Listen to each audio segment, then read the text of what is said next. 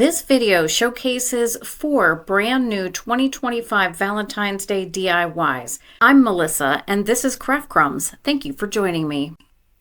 This first one, I'm using one of these 12 by 12 wood blanks from the Dollar Tree. I actually use a second one and I believe it's off camera, but I glue a second one to the back of this just to give it a little bit more girth later in the video. I'm first covering it with Mod Podge, and I'm going to put this piece of scrapbook paper on that came in a book of paper that I thrifted a few weeks ago. I let that Mod Podge dry for about 5 minutes and then used the iron-on technique to make sure I didn't have any wrinkles or bubbles.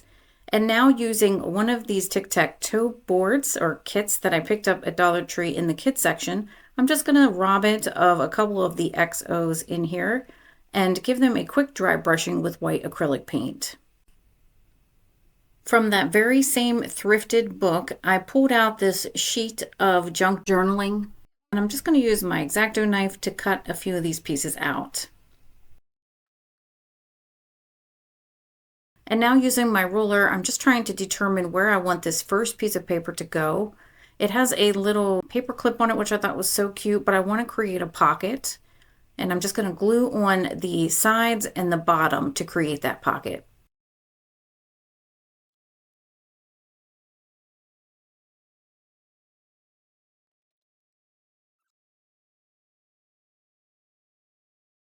Next, I'm going to position and glue on the XOXO.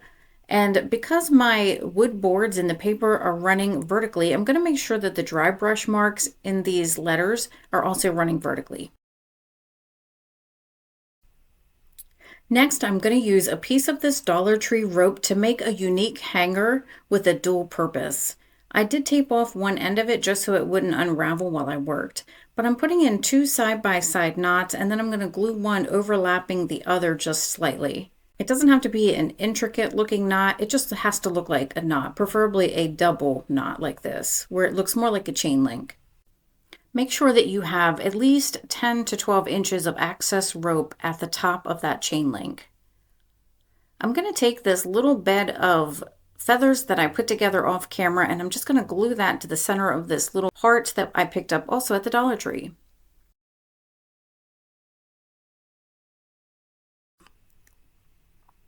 I had this bronze skeleton key in my stash. This might be Tim Holtz that I picked up at Hobby Lobby, but I'm going to feed another piece of that rope from the Dollar Tree, just a smaller piece, through the ring in the rope and then through the ring in the heart.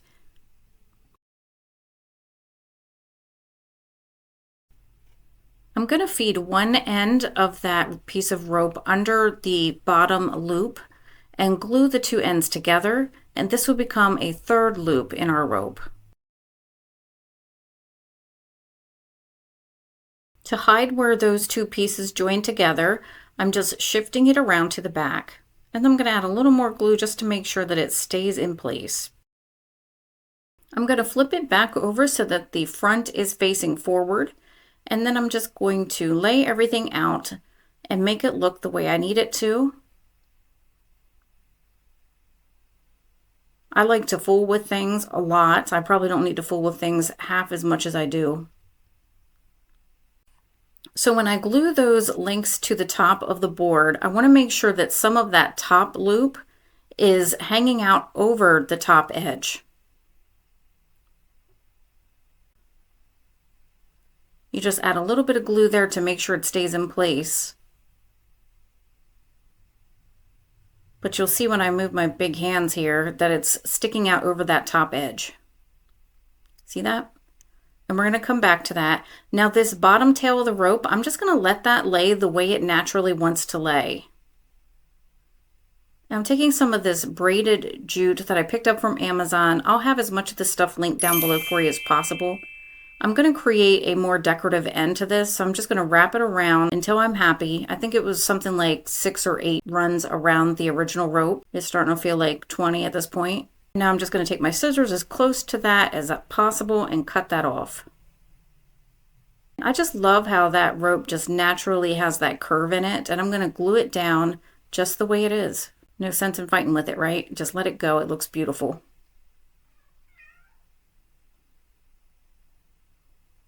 So I'm flipping this back over to the other side, and you can see now, by now I have already added that second piece of wood, and I stained the back of it with, I think it was Waverly wax.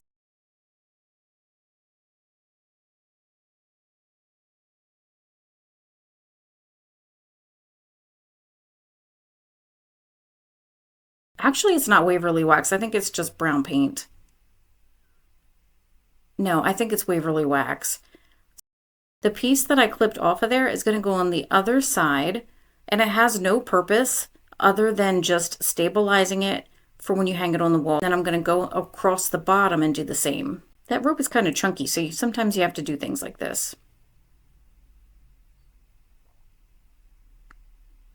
Moving on, I want to decorate the front a little bit more, so I have these cutouts of hearts from the Dollar Tree. I'm going to stain it with the Waverly wax. I have one of these smaller hearts that came from that pack of 3 that you just saw there, and I'm going to paint that red. Once that's dry, it gets glued together.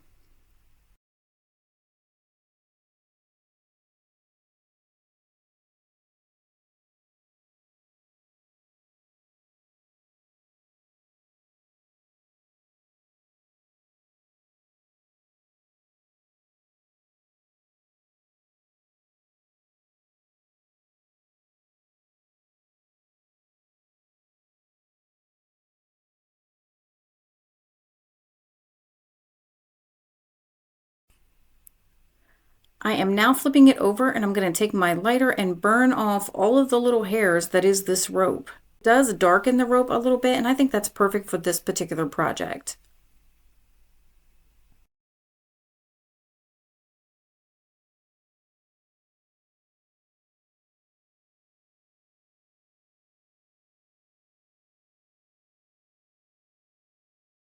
I fed some jute rope through the top of this heart ornament and then fed it through the top loop there and glued it down. Here I'm just placing those tags that I cut out of that junk journaling sheet into this pocket. I had this heart that I cut out of burlap, that's going in as well, and one of these small wood hearts from the Dollar Tree. And then I'm placing one of these binder clips with another piece of paper there. This heart came from my stash. I'm going to glue it to the front of the pocket. As a final step, I'm going to add one of these nameplates with fake knots. Look, stop judging me for the number of nameplates I have. These typically show up in a lot of those variety packs that you can get at Goodwill with a bunch of the different crafting supplies in them. And for some reason, they're always stocked with nameplates. So I have quite a collection here, to which I'll probably never even use a fourth of them. I'm just going to glue that piece here to the top. And here's another piece of that junk journaling we cut out. It just says memories, and I'm going to pop that in here. And here it is complete. It is so cute. That rope, dual purpose, adds beauty and function to one piece. Let me know in the comments what you think about this Valentine's Day DIY. For this next one, I'm resorting to this 3-pack of wood cutouts in the shape of a heart from the Dollar Tree, and I'm pulling out the middle-sized heart. This heart wall decor piece also came from the Dollar Tree. It's lined with these beautiful half beads, and it looks like it was dry brushed and then sanded back, so it's really cute. There was a defect in the paint on the inside of that heart there, so I'm just touching that up. I'm going to make sure that that middle heart that we pulled from the pack fits. And have you guys seen this gift bag? There were 2 that I picked up that I thought were amazing. This looks like real leather, and it has a nice cushioning like quilt bounce to it, for lack of a better term. I'm going to cut out a small piece of that to fit the heart. Now, if you saw me do this DIY in the short that I put out earlier this week, you can skip ahead to the next chapter. But if you don't mind hanging out for a minute, you can continue to watch. It doesn't take very long to get through this one.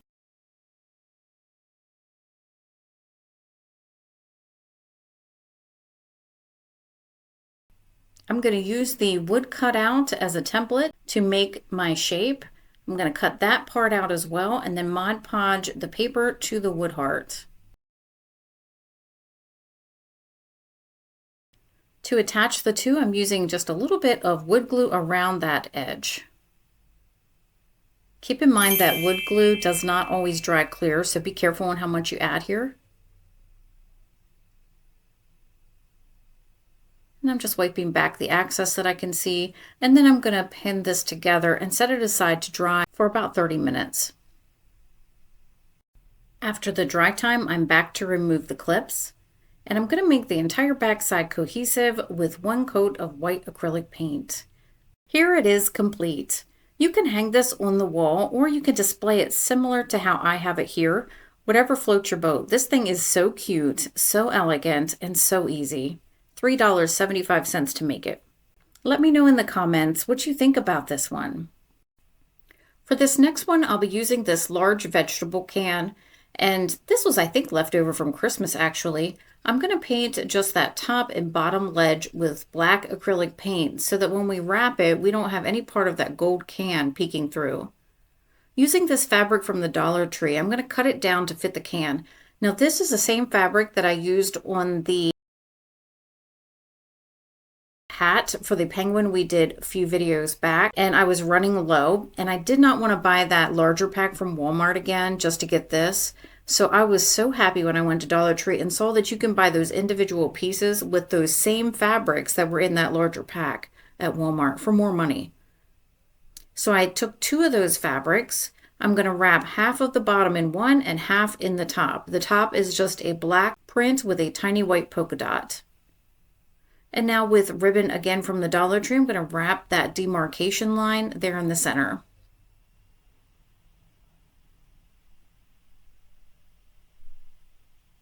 This is another really quick and easy one.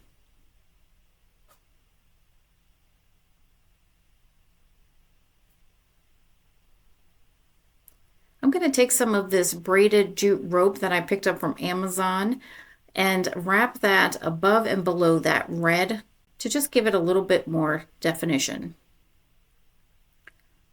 So for the word love, I'm using some of this felt or velour ribbon that I had in my stash, and I'm just cutting down the different pieces to make the L, V, and the E, and I'm going to glue that to the can.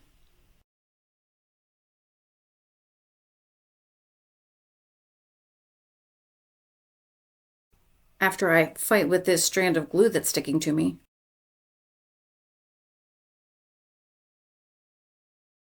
I used one of the felt sticker hearts from the Dollar Tree as the O in the word love, and then I'm going to take the smaller ones around the top of the can. Taking a strip of scrap fabric, I'm going to fold this in half and glue it together and then trim up the edge. And then I'm going to glue this to the top inner edge inside the can.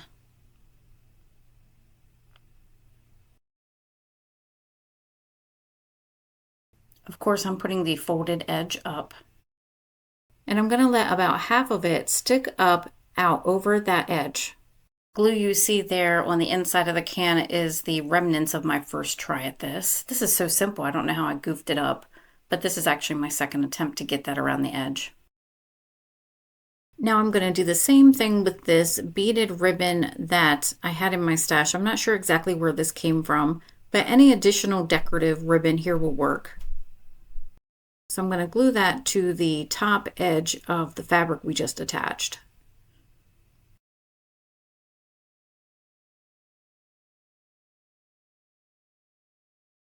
And look at that, gives it a nice finished edge. Here it is complete. You can use this to hold treats for the holiday or put your favorite faux flowers in it. I think this is adorable. Let me know what you think.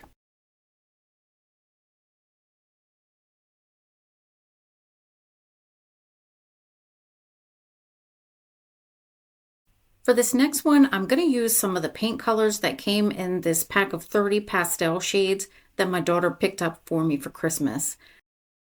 I mixed in a little bit of baking soda to thicken it up, and using my pouncer, I'm going to cover this entire Dollar Tree vase. This twice for a total of 2 coats. I let this dry, and now I'm coming back to sand down some of that rough texture. I want to make it look really textured, but feel like it's not. So I'm dusting it off and just getting some of those dust particles off of here. Guys, don't try this because it blows the dust everywhere.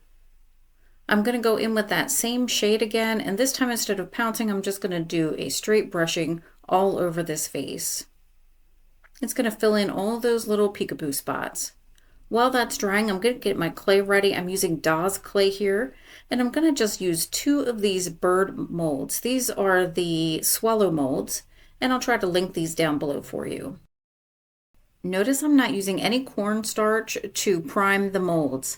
It's really not needed, and it dries the clay out, which is the opposite of what we want to do. I'm going to release the clay from the mold by turning it upside down and then placing it on 1/2 of this plastic bag where I cut the bottom and the one side off. And this will allow me to paint it without making a mess on my table, and then I'll be able to flip it over after it's dry and easily apply the glue before putting it on the vase. You can also close the top part of this bag if you like. If you need to step away, it'll keep all of the clay nice and moist for you so that you can come back to it later. But there you just saw the flipping of the bag, and now I can see the back side of the clay. I'm going to apply my all-purpose wood glue, smooth it out, and then we'll put it on the vase. This one turns out so beautiful, and it's something that you could leave out a majority of the year.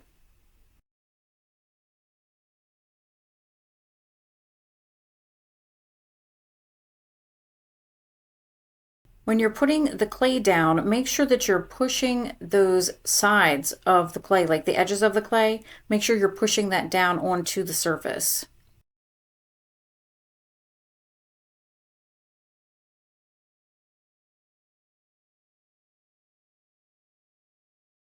Before I placed these birds on the vase, I painted them in a very pale pink, but decided to go with the same color that everything else was painted in, and then we'll come back to this pink to dry brush later.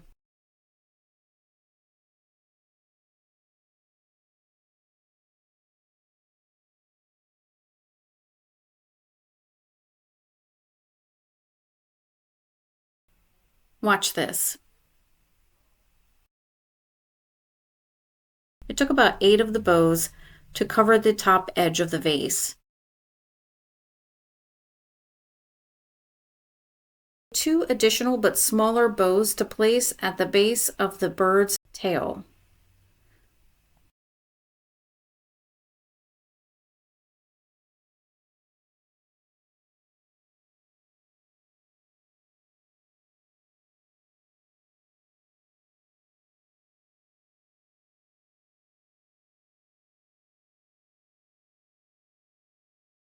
I'm using a micro brush to get out any glue that's sneaking out from the under edge.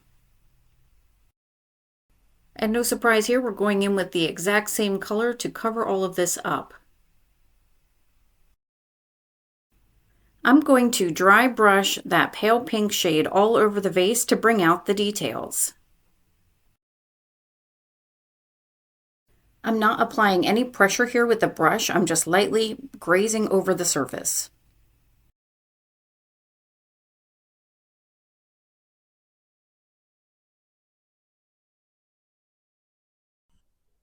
So beautiful, so textured, and so feminine. Please let me know in the comments what you think about this one.